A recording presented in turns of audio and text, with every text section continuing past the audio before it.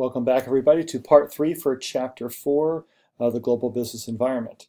For this last portion, we'll just very quickly be talking about international trade alliances and trading blocs. Now, the biggest trade alliance that you should be paying attention to is the General Agreement on Tariff and Trades, which created what's now known as the World Trade Organization, which basically replaced the General Agreement on Tariffs and Trade. Now, this is a huge agreement that essentially sets rules for how member nations may interact with each other, as well as how they settle disputes. So trade wars won't erupt, and therefore it would increase the chances of trade flowing across different borders. Now we've seen that this is a terrific idea, and it resulted in an enormous boost to the economies of all member nations. That's amazing. So global trade does increase economic activity within specific nations. Unfortunately, it also leaves certain people behind, which has resulted in backlashes, politically speaking, within those nations of core groups of people. And that's where the WTO and other globalization efforts have fallen very badly short. They do not take care of all members within specific nations. Now, one of the alliances that you also see a lot and hear a lot about is what's known as the European Union. This was created in 1957 specifically to make sure that European countries did not go back to war with each other by making it very costly on them from an economic point of view. If you're doing a lot of trade with somebody, you're much less likely to start shooting at them. That was the basic idea, and that has held true. Unfortunately, as I mentioned previously, this also created the opportunity and chance for when there are downturns in one particular country that they can affect all other nations in a very bad way, as the European Union has slowly gotten more and more integrated from a financial point of view. For example, much of the European Union voted to create a new currency that could be used across the Union called the euro. So many of the member nations voted to accept this and gave up their own currencies. One of the things they did as far as getting this was concerned was that they did not put restrictions on their own banking.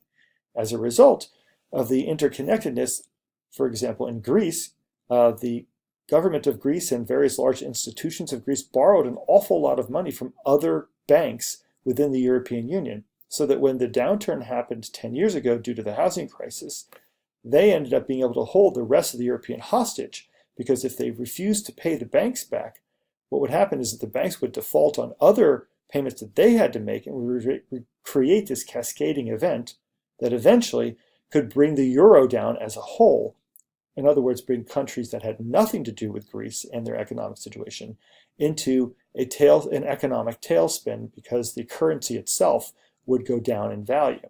This was a huge problem because of the fact they did not include controls on banking systems as a requirement for taking on the euro as their currency. North American Free Trade Agreement is something that was talked about quite a bit during the last presidential campaign. It's been derided as being very negative for America, but the truth is significantly more complicated, as it always is when you have complicated players and multitude of players at hand. NAFTA was created in a world before China. NAFTA was supposed to increase the middle classes of Mexico and Canada, to which we could sell things from the United States, and decrease border tariffs and quotas in order to make sure that goods flowed across all of North America, Mexico, United States, and Canada. 1 year after NAFTA was signed, China opened its doors for business, and because they artificially keep their currency low and therefore their wages low, it was cheaper to ship stuff across the Pacific Ocean than it was to make it next door. As a result of this, Mexico tailspinned into a bit of a depression that resulted in a lot of crime increasing, such as through drug cartels that they've only recently begun to get a handle on. And as a result of this as well, it became kind of a mixed bag. In some ways, the United States benefited greatly from NAFTA, in other ways, not so much.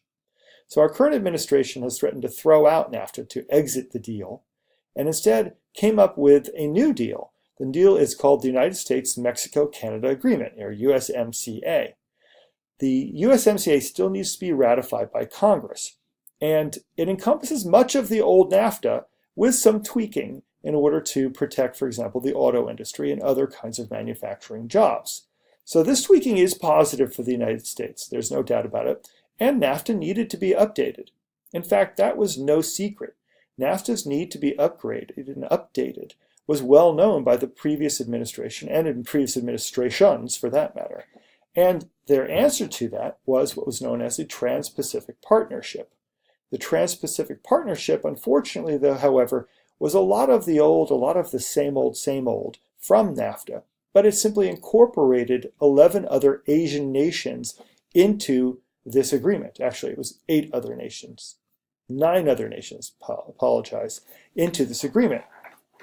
Now, there were strategic reasons why the TPP was created. The TPP specifically was created to create economic reliance on the United States, not just on China, for countries that ringed China. In other words, the idea was to hem in Chinese influence in that region of the world and keep it to China and more immediately to China's borders than allowing it to economically flow throughout the entire world so easily. So there was strategic reasoning behind that.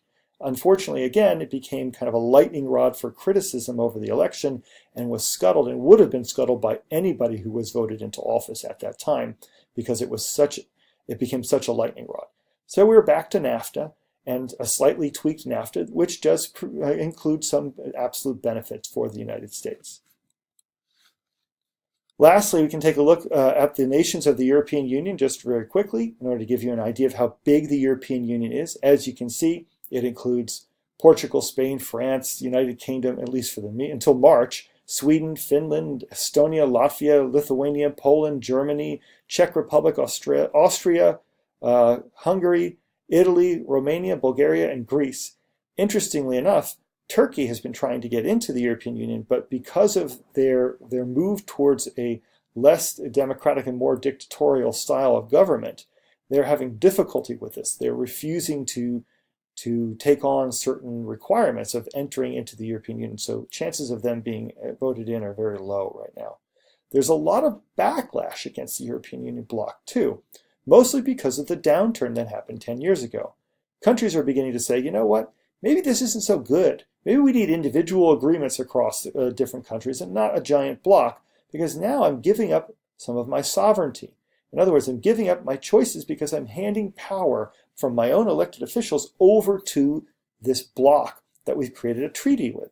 This is what was a big argument for getting out of NAFTA. Of course, we're staying in NAFTA and calling it something different because it is economically positive for us on the whole. So the same thing goes for these countries because the European Union, its actual European Congress, is imposing a lot of limitations on its member nations based on the more powerful countries that are there, Germany, France, and England. Now, this created a big backlash in the United Kingdom that resulted 2 years ago in a vote, a national vote, where they voted to exit the European Union. This is known as Brexit. You're going to hear a lot about this over the next few months because it's supposed to happen in March, and as of right now, there's no deal in place for the United Kingdom to leave the European Union.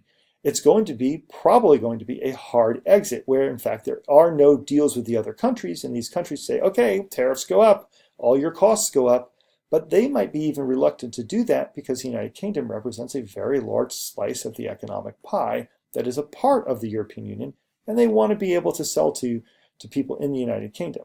So it's going to be a big mess, and how they navigate this is not going to be pretty. So stay tuned. You heard it here first. Well, maybe not first, but you heard it here. So that's it for Chapter 4. As far as global business is concerned, please let me know if you have any questions, and you should be prepared at this time to go ahead and study your chapter and take your quiz, which, remember, is on both Part A of Chapter 3, in other words, the first part of Chapter 3, which is about the external business environment, and all of Chapter 4, which is about the global business environment. Thanks, everybody. I'll talk to you again soon.